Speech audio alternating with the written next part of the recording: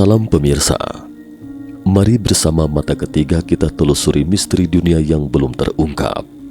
Sebelumnya pernah dibahas tentang kasus clairvoyance yang sempat membuat heboh Jepang, meninggalkan setitik kenangan. Dan hari ini mata ketiga akan memaparkan kembali versi lain dari clairvoyance atau kewaskitaan, yakni suatu kemampuan untuk mendapatkan informasi tentang sesuatu secara langsung. Berbeda dengan telepati, kewaskitaan menerima informasi secara langsung dari objek atau kejadian, baik dari masa lalu, saat ini, atau masa depan. Pengungkapan ilmuwan Rusia sebelum menghembuskan napas terakhir. Selama Perang Dingin, Amerika Serikat dan Uni Soviet bersaing ketat di bidang militer, teknologi, dan ruang angkasa. Namun di balik senjata nuklir yang kita kenal, pesawat ruang angkasa dan proyek lainnya, mereka bahkan diam-diam bergulat di bidang yang tidak diketahui. Pada 15 Agustus 2006, sebuah laporan di surat kabar Pravda Rusia berjudul Intelijen Soviet menggunakan penglihatan jarak jauh untuk memata-matai Presiden Amerika Serikat, transliterasi red menarik perhatian publik.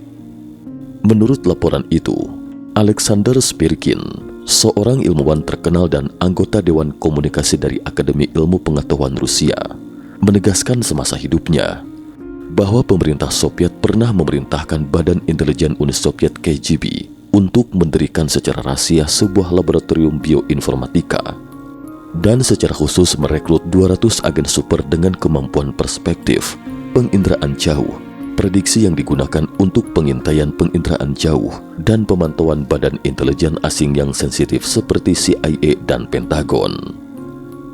Pada saat itu, Departemen Komite Sentral Partai Komunis Soviet menugaskan Spirkin sebagai pemimpin atas laboratorium bioinformasi, yaitu laboratorium rahasia untuk orang-orang berkemampuan khusus.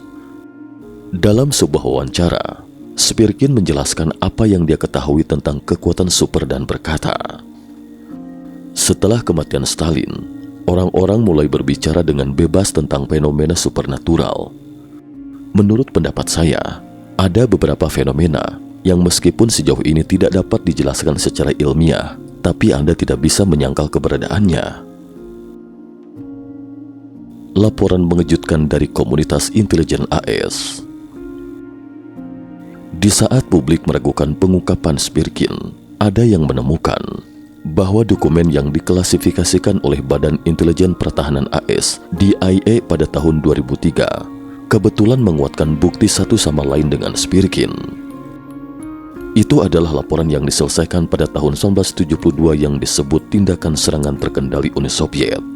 Laporan ini memberikan analisis rinci dan penelitian Soviet di bidang parapsikologi berdasarkan sumber yang dikonsultasikan dari tahun 1874 hingga 1972 dalam jurnal ilmiah, medis dan militer, laporan intelijen, laporan berita dan majalah, menghimbau Amerika Serikat untuk siap menanggapi hal ini.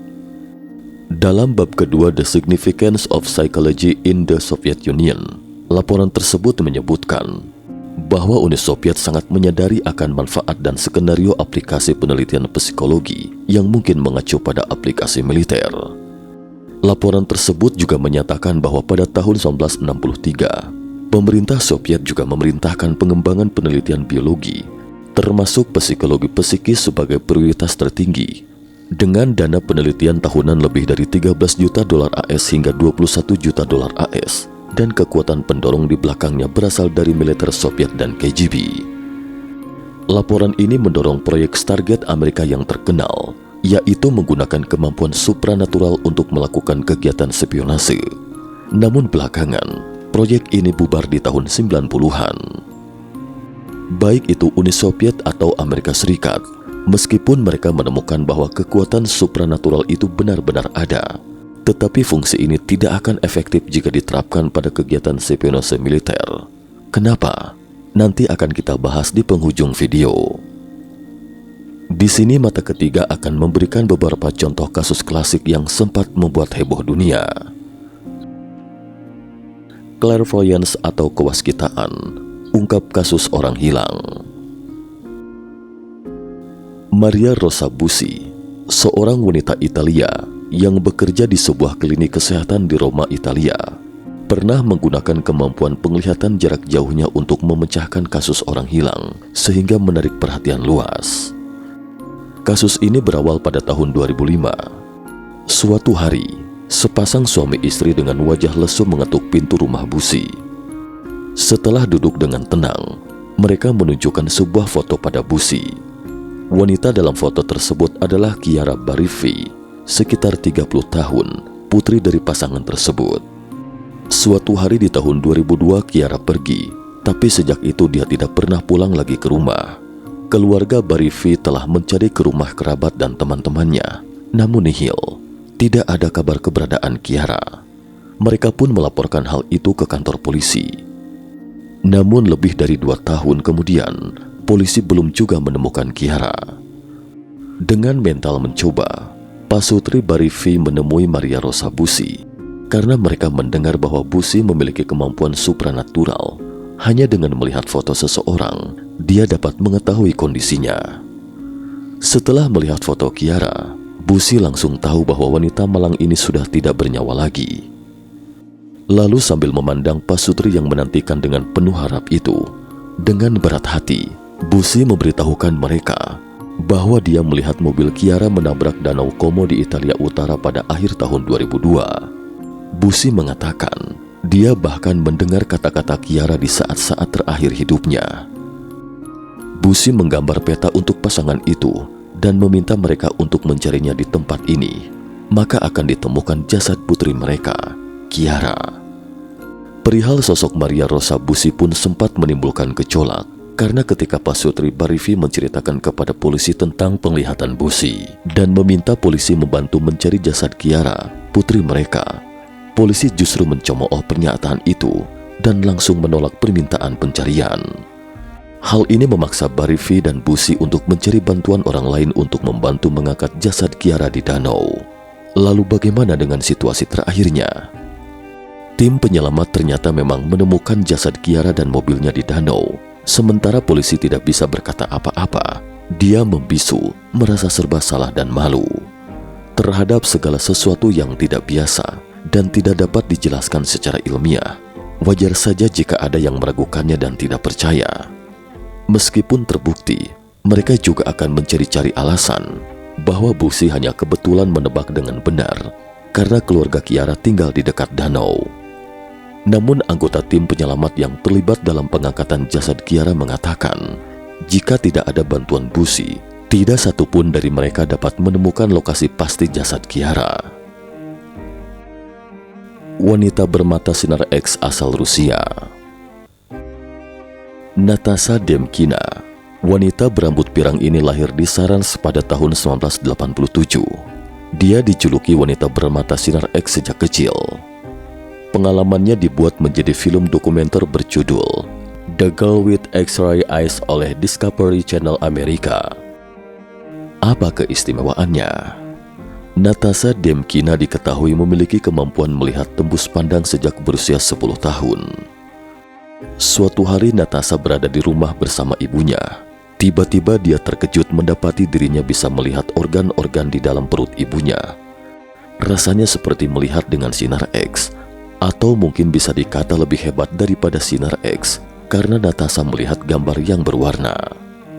Natasha mengatakan dia hanya butuh 1 detik untuk beralih dari cara melihat seperti biasa ke mode perspektif. Seringkali ketika rumah Natasha dikunjungi tamu, dia akan menatap tajam tamu di rumahnya. Ibunya kemudian akan mengingatkannya untuk tidak menatap orang seperti itu karena tidak sopan. Saat diingatkan seperti itu, Natasha diam-diam akan memberitahu ibunya tentang sesuatu yang dilihatnya di dalam perut tamu itu. Awalnya ibu Natasha tidak percaya sama sekali. Suatu ketika, Natasha mengatakan ia melihat dengan jelas sesuatu yang ada di dalam perut seorang tamu di rumah. Dan beberapa minggu kemudian, tamu itu benar-benar didiagnosis menderita polip kolorektal. Pengalaman Natasha kali ini membuat ibu Natasha mulai merenung serius. Setelah beberapa kali terjadi hal serupa, sang ibu pun sepenuhnya percaya bahwa putrinya memang memiliki mata dengan kemampuan sinar X. Setelah tersebar dari mulut ke mulut, banyak orang yang datang menemui Natasha, memintanya membantu melihat masalah kesehatan. Berikut adalah contoh lain yang sangat menarik. Suatu hari, seorang pasien wanita didiagnosis menderita kanker oleh dokter. Kemudian dengan sedih, dia menemui Natasha untuk membantu memeriksanya kembali. Dari hasil penglihatan Natasha, ditemukan itu hanya kista kecil, bukan kanker. Tidak perlu dicemaskan. Belakangan ketika dokter memeriksa kembali pasien wanita itu, mereka menemukan bahwa apa yang dikatakan Natasha itu memang benar. Wanita itu tidak menderita kanker. Setelah itu, kabar tentang keistimewaan Natasha pun semakin menarik perhatian publik. Pada tahun 2004, Natasha yang saat itu berusia 17 tahun diundang surat kabar The Sun Inggris ke London untuk melihat kondisi seorang reporter mereka melalui mata tembus pandangnya. Reporter bernama Brian E. Warden itu ditabrak mobil dan cedera di beberapa titik. Sebelum bertemu Natasha, Warden tidak menceritakan apapun tentang kecelakaan itu. Lalu bagaimana hasilnya? Warden mencatat secara rinci tentang proses pemeriksaan gadis itu, kemudian menyerahkan laporannya ke redaksi. Dalam laporannya, Warden menulis seperti ini. Pupilnya membesar, dan selama beberapa menit kemudian, dia seakan memasuki kondisi trance, yakni peralihan dari sadar ke bawah sadar. Selanjutnya dia mulai diagnosis. Ada rasa nyeri di bagian pangkal tulang belakang saya, yang disebut penyumbatan pembuluh arteri. Dia benar, 4 tulang belakang saya patah, beberapa saraf rusak, tapi sekarang dalam proses pemulihan. Yang membuat saya takjub adalah, dia juga melihat sebab ketidaknyamanan saya dalam menekuk lutut. 2 tulang di kaki bagian bawah, tibia dan fibula retak tertabrak, tulis Warden dalam laporannya.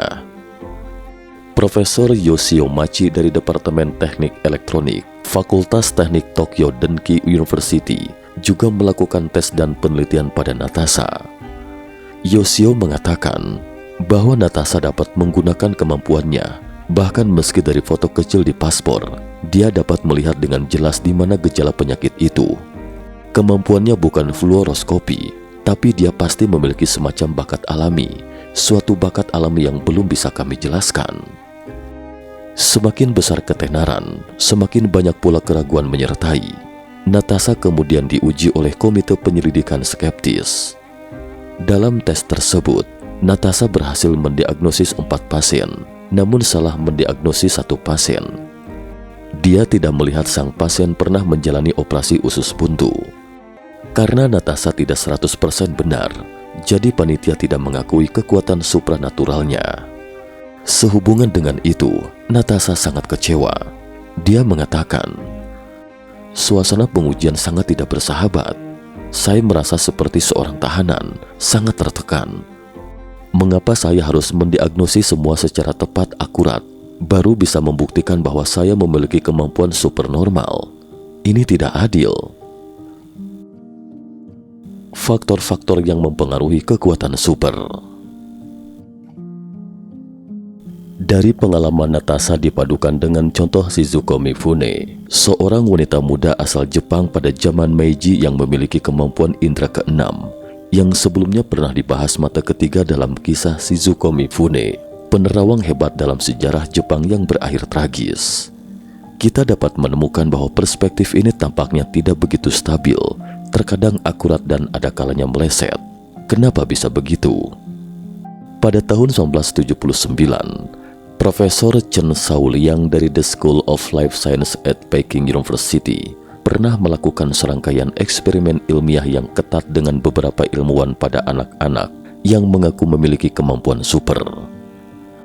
Dalam salah satu eksperimennya, Profesor Chen Shaoliang dan rekannya membuat 50 gulungan kertas bersegel dan memasukkan kata-kata standar yang umumnya dikenal anak-anak, meminta anak-anak membaca isi dalam gulungan kertas bersegel tersebut. Profesor Chen Shaoliang juga secara khusus menyiapkan anak-anak seusia yang tidak memiliki kemampuan super sebagai kontrol grup dengan menggunakan metode menebak.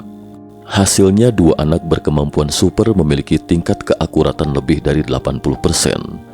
Sementara anak-anak yang mengandalkan tebakan, di mana hasil tebakan anak yang lebih besar semuanya salah, sedangkan anak-anak yang lebih kecil menebak dengan benar 2 gulungan kertas yang berisi kata. Dalam penelitiannya, Profesor Chen Shaoliang menemukan bahwa fungsi perspektif ini berbeda dari fungsi sensorik dan sangat dipengaruhi oleh emosi. Subjek seringkali mudah mengetahui ketika sedang dalam suasana hati yang tenang dan bahagia, dan waktu yang dibutuhkan untuk mengetahui sesuatu yang tersembunyi itu juga singkat. Sebaliknya akan relatif sulit untuk mengetahuinya ketika mereka sedang dalam suasana hati yang buruk atau gugup. Keadaan psikologis seperti rasa lapar dan lelah juga mempengaruhi fungsi ini, menghalangi identifikasi secara tepat akurat. Laporan penelitian ini diterbitkan jurnal Nature, edisi ke-11 Shanghai pada tahun 1979. Dengan demikian, mungkin dari hasil tes ini, kita bisa memahami mengapa fungsi ini sulit diterapkan untuk penggunaan militer, dan mengapa hasil tes seringkali tidak begitu memuaskan ketika subjek tes dikelilingi oleh sekelompok orang yang menaruh prasangka buruk atau bahkan bermaksud negatif. Misteri mata ketiga. Sampai di sini, mungkin ada yang akan bertanya, dari mana sumber kekuatan super itu? Dalam laporan surat kabar Pravda Rusia pada tahun 2005, mungkin dapat memberi kita beberapa inspirasi. Dalam artikel berjudul Scientists Discover the Third Eye, the Center of Telepathy and Clairvoyance, atau ilmuwan menemukan pusat telepati dan clairvoyance dari mata ketiga itu, disebutkan bahwa menurut Vitali Pravdivtsev, seorang peneliti kemampuan supernatural terkenal Rusia, banyak orang dengan kemampuan supernatural terkenal di Rusia telah berulang kali mendemonstrasikan eksperimen, di mana peneliti meletakkan film dalam amplop dan diletakkan di dahinya. Kemudian film yang diproses akan menunjukkan gambar yang diinginkan. Ini menunjukkan bahwa beberapa orang dapat mengirimkan gambar yang dihasilkan di otak dari dahi, dan bisa jadi inilah mata ketiga yang dimaksud dalam tradisi Timur kuno. Menurut Vitali Pravdivtsev, mata ketiga ini adalah organ yang nyata. Korespondensinya dapat ditemukan dalam embriologi, yaitu kelenjar pineal yang ditemukan oleh para ilmuwan modern. Penelitian ilmiah modern menemukan bahwa ketika janin manusia berkembang hingga berusia 2 bulan, sebuah organ visual seperti mata dan fotoreseptornya, lensa kristal dan sel saraf berkembang bersama janin. Namun seiring dengan pertumbuhan janin, organ ini justru hilang semakin cepat, hingga akhirnya menjadi kelenjar pineal seukuran kacang polong di depan otak kecil. Beberapa ahli bahkan mencermati bahwa kelenjar pineal memiliki mobilitas yang tidak biasa, yaitu kemampuan untuk berputar seperti bola mata. Selain itu, beberapa dokter menyebutkan bahwa kesamaan paling langsung antara kelenjar pineal dan bola mata adalah ia juga memiliki lensa kristal dan reseptor warna. Dan menurut ahli biologi, kelenjar pineal adalah mata yang sesungguhnya, hanya saja tidak digunakan selama ribuan tahun dan perlahan-lahan memudar. Namun dalam budaya kultivasi kuno Buddhisme dan Taoisme, ada teori tentang membuka mata ketiga. Menurut Buddhisme dan Taoisme, bahwa melalui akumulasi latihan kultivasi yang melelahkan, praktisi dapat mengaktifkan kelenjar pineal, yaitu potensi mata ketiga ini, sehingga memperoleh perspektif yang luar biasa dan kemampuan penglihatan jarak jauh dan semacamnya. Bagi orang-orang yang tidak berkultivasi tetapi memiliki bakat tidak biasa seperti itu, mungkin karena suatu kebetulan, kemampuan yang terkandung dalam kelenjar pineal mereka tidak sepenuhnya tersembunyi, dan ketika dipraktekkan, itu menjadi seperti kekuatan gaib. Yakin bagi mereka yang ingin mengetahui seluk-beluk tentang misteri mata ketiga manusia ini, pernah menyaksikan aneka misteri dan cara membuka mata ketiga yang berseliweran di channel YouTube. Bagaimana menurut pandangan teman-teman, khususnya yang mendalami misteri mata ketiga ini? Terakhir, coba kita renungkan sejenak pepatah Tiongkok kuno ini. Sesuatu yang telah ditakdirkan menjadi milik Anda, pasti tidak akan jauh dari Anda. Sebaliknya jika tidak, atau bukan menjadi milik Anda, jangan jua dipaksakan. Artinya segala sesuatu yang indah itu hanya bisa ditunggu sampai tiba waktunya. Apa yang seharusnya menjadi milik Anda akan diperoleh selama Anda tidak melewatkan kesempatan baik dan kerja keras. Dan apa yang seharusnya bukan menjadi milik Anda itu sebaiknya jangan jua dipaksakan. Meski mendapatkannya secara paksa juga pada akhirnya akan kehilangan jua. Cukup sekian dulu topik kita hari ini.